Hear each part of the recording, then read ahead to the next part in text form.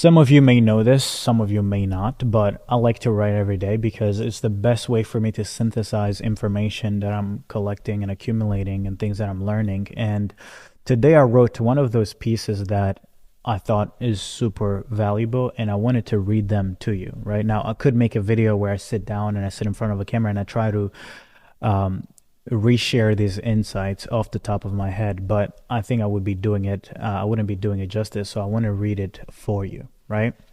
So check this out. The title is The End of Money, Why Elon Musk Thinks the Dollar is Dying and How to Win When It Does. I've been pushing this specific narrative lately, which is a prediction that the future is going to split into two groups of people.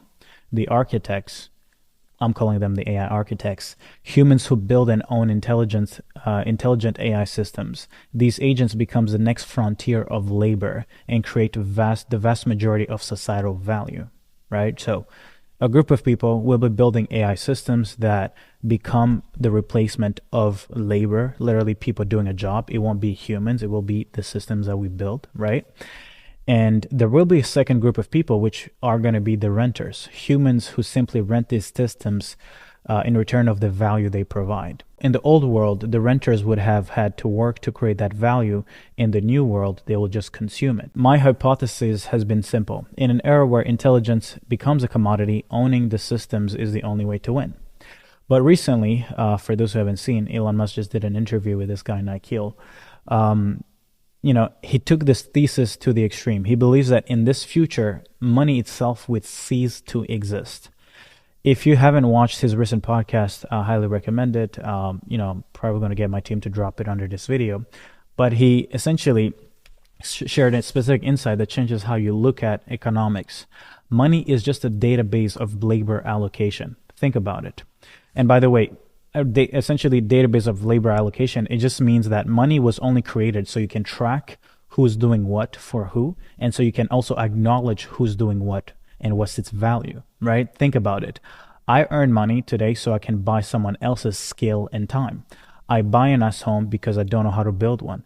I buy a Porsche GT3 because I don't know how to manufacture a Porsche GT3, and it's expensive because the scale and the infrastructure required to build such a car is hard to come by. My brother helps me shoot content because I don't know lighting, cameras. This camera that I'm literally looking at, I didn't set it up. The lighting, I didn't set it up because I know nothing about this, right? I buy food because I'm not going to farm ingredients, right? Now picture all of the above done by AI and robotics in 10 to 15 years. If AI builds the house, manufactures the Porsches, the Porsches or the Porsches, however you want to call it, edits the videos and farms the food. And it does so for the cost of energy, the cost of electricity. Why do we need a database of labor, aka money? Why do you need money anymore? You don't. We're entering a post-scarcity economy. You want to Patek Philippe? You want a song written in style of Chris Brown for your date night? You want a new home? Done. We are already seeing this, right? A lot of people have already started leveraging AI to recreate those same lifestyle pictures that the top gurus and the top people in Dubai are leveraging. Now you can just say, hey, I want to have a Phantom, Rolls-Royce Phantom. Also, I want the Cullinan. Oh, I also want the latest GT3 RS. Oh, you know what? I like the Aston Martin that James Bond was driving. Can you recreate the same suit that he had in his latest movie, No Time to Die? And then also the car that he was driving, and just recreate the same scene for me and just put my image into that picture. I can have an amazing Instagram profile that is all AI generated. So what's the difference between having high status material stuff versus recreating them with AI? There isn't any difference. Whether you're fake flexing online or you can actually afford those things in real life, it doesn't matter, because it's not like people get to come and see and hang out in your cars and look at your watches. So it's all perception. So if now you can recreate the same perception without having to go spend $300,000 on a car or $100,000 on a watch, then the value of those things drops to nothing, right? When the cost of creation drops to near zero, the traditional concept of wealth accumulation collapses. And this is the thing that no one is understanding. When the cost to create the thing that was so hard to acquire drops to zero, it's just a prompt, then the traditional concept of wealth accumulation collapses. Now, how do you win in this new world? How to win in a post-money world? If money is no longer the scoreboard, what becomes the currency? When perfect is cheap and abundant, scarcity is the only thing that matters. So what is the thing that becomes scarce in this new reality? Well, here are the three games you need to play to win in this new reality. The first one is the curator, someone who owns attention. In a world of infinite AI-generated content, we will drown in noise. The value shifts from creation to curation. People will be desperate for a trusted filter, someone to tell them what is good and what isn't. As literally what I'm doing right now is literally curating an insight. You could have watched the talk with Elon, but you're not going to get this perspective that I'm delivering to you. I'm not creating content, I'm curating a perspective, right? And as the Nobel Prize winner Herbert Simon said, a wealth of information creates a poverty of attention. The strategy becomes become the signal in the noise. If you own the audience's attention, you own the scarcest resource on earth, which is there's billions of data that people could be paying attention. There's millions and billions of content pieces. But the thing that's scarce is the fact there's only 8 billion people on the planet. And their attention becomes the scarce thing, not the thing that they pay attention to, right? So you have to become really good at this. The second thing is owning context, aka data. Generic AI models will be free, commodity goods, but a model trained on your specific private proprietary data, that will be priceless. The strategy, access or create a specific data set that isn't available to the public, to public AI models like, GPT-5 or GPT-6 or the Claude models or the Gemini models, all that good stuff, right? You don't sell data, you use it to train a fine-tuned system, which is essentially something that's dialed in based on your process, on your workflows, then rent access to that system. You win by having the secret sauce that the public models can't replicate, right? The third thing is the energy merchant. This is one where I'm not necessarily as familiar because we haven't started seeing this a lot. I've seen Chamath Palihapitiya talk about this idea that in the state, there is going to be a way where people who have solar systems, solar panels on their roofs are going to be able to collect so much energy that they actually can now start selling that energy back to people. Now, why is this important? Because AI, robots don't need salaries like you and me, right? They don't need food. They don't need shelter. What they need is electrons. They need energy. And so therefore, that energy becomes the new resource that is super valuable, right? Sam Altman has already suggested shifting our thinking from a universal basic income, which is this idea that when people can't have jobs, the government is going to have to give them a UBI, right? Universal basic income, where everybody makes a certain amount of money base. Maybe you make $2,000 a month to everyone. He's actually shifting it to, because money won't have value, he's already shifting it to universal basic compute. Because think about this. If I give you access to TryCook AI and you can spin up a business in 2 seconds, if you have a bot that washes your dishes, that cooks for you, that builds your cars, that builds your roof, then you don't really care about money per se. You need then the constraint becomes the energy that these models use to create the thing that you desire, right? So that's why Sam Altman is thinking about this idea of universal basic compute, where everybody gets a certain amount of credits every month to throw into these models, these agents, these bots, their cars, right? Literally like even a Tesla, right? If you have an electric car that drives itself, then it's going to need credits, it's going to need energy. Then everything will literally run off of energy, right? So the strategy, I expect the future where every human is allocated a set amount of compute, aka energy credits. If you can generate your own energy through solar, wind, storage, you can then trade your surplus credits into to these AI systems that are hungry for power, right? Now, why am I writing this? Why am I even talking about this? Because I still see entrepreneurs acting like they have a choice. They think they can opt out of pivoting to an AI-centric business. They are clueless to the fact that this technology is not just a tool. It's AI is not here to write your copy, right? I see a lot of people who the only thing they look at when you write something is like, oh, they have M dashes in the copy. Oh, AI wrote it. If I The goal is not for me to use AI to write for me. That would be such an idiotic way of leveraging this technology, right? AI is rewriting the operating system of our reality, right? Now, unfortunately, to many people, are just looking at this as, oh, it's time to make money. It's time to make a quick buck. And, oh, it's time for you to make money with AI, right?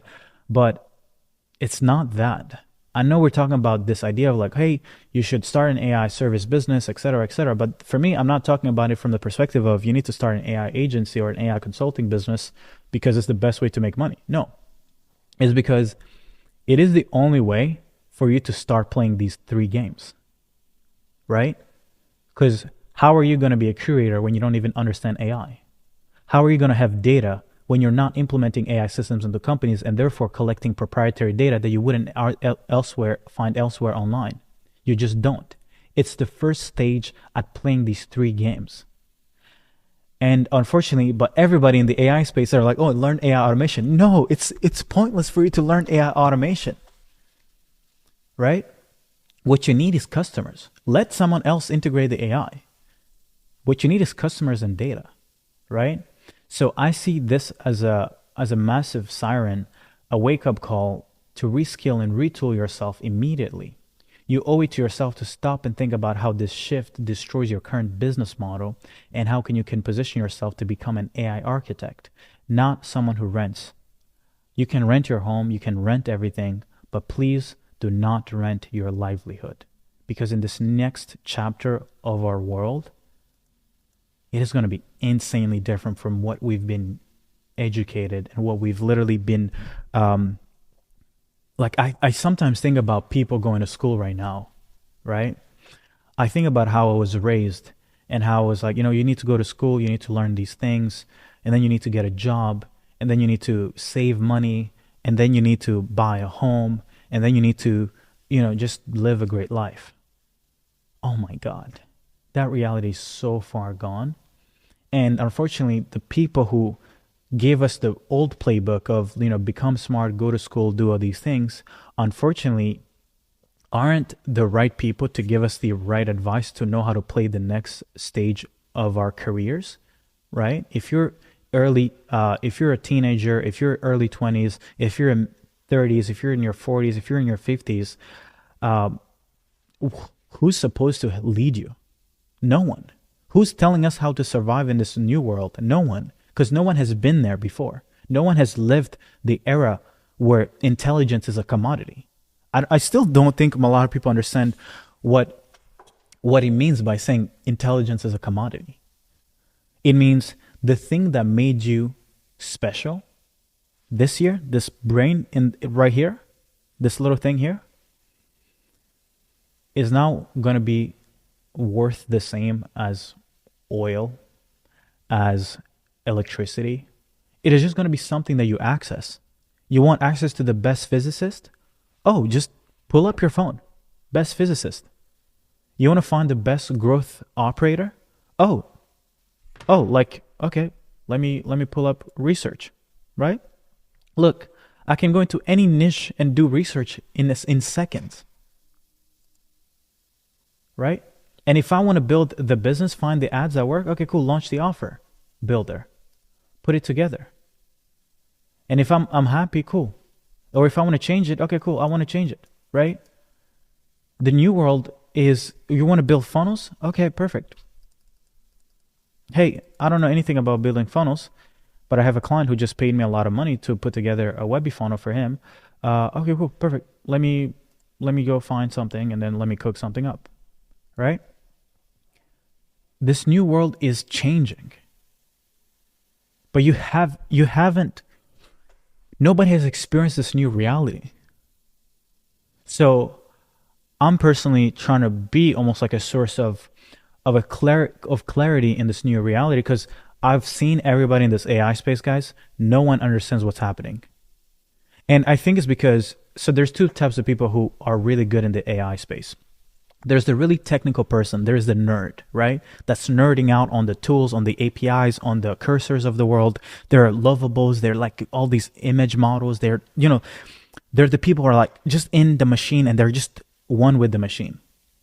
Okay. And then there's the marketer who's just like, oh, this is an opportunity. People have a lot of excitement for AI. So let me go sell them AI, or let me sell other people this opportunity to make money with AI. Those are the two camps. There's the people who are trying to see it as a get rich quick scheme. And then there's the people who are like entrenched into the system and they're literally lost in the sauce, right? For me, I'm trying to go a step further, which is take a step back. For sure, I could be an integrator. I could learn how to vibe code, vibe cook, or I could just become the person who just sells the opportunity. That's cool. That's all fun and all in this current reality. We win today. But I'm thinking about 5 to 10 years from now, just let's call it 5 years. AI is going to be doing the work of the integrator or the engineer, 100%. That's going to be automated because it's already there. Anybody without any engineering skills can literally vibe code an app in 2 seconds, right? And also the person who's the marketer, who's just curating stuff and telling people this and that, why do I need someone to tell me how to make money with AI? I can just use an agent that does research, right? Oh man, we've been cooking. I wish I can show you guys everything that we're building, but one of the things that I was thinking about is, what if I could just leverage an agent that can find me the truth in every single industry? And we've built that. The truth self sets you free. I don't need someone on YouTube telling me how to make money, because the people are already making money in those industries, and I just got to find what is it that they know that I don't know. And I want to read you guys this because I think this is super good. There's a reason most entrepreneurs fail. It's not a lack of talent. It's not a lack of discipline. It's not a lack of ambition. It's because they build without truth. They guess the market, the offer, the pain, the angle, the opportunities. Guessing creates failure. Truth creates inevitability. In every industry, in every niche, there are people who are already printing. They're quietly printing millions of dollars every single year, not because they're better, but because they know something that you don't. They know the truth of the market. They have access to insights. They pay the pain buyers actually pay for, the angle that converts, the offers that work, the gaps that exist, the systems that scale. But there had to be a better way. So we decided to replace intuition with intelligence. So we built what we're calling the Truth Engine, which is step 1 of our Cook AI operating system, which why are you watching YouTube videos? Why are you even watching this video? Like, if you're watching this video, you should already literally be printing money. You shouldn't wait for me to tell you what works. You should just leverage AI to find what's working, the pains that are worth solving, who's winning, proven offers, converting angles, opportunity packs, and then just put that, ship it. Right?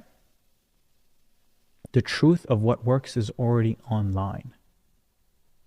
Now do you have the capability in the systems to go find that truth? So you have the truth, you have the clarity, and you can just start cooking, right? We're about to launch this very soon because I realize that like the truth is the input of success is always the most important part. It doesn't matter if you have the leverage to build anything with AI. What you build or how you choose what to build is more important than how you build it, right? Because now we're in a world where you can build anything, right?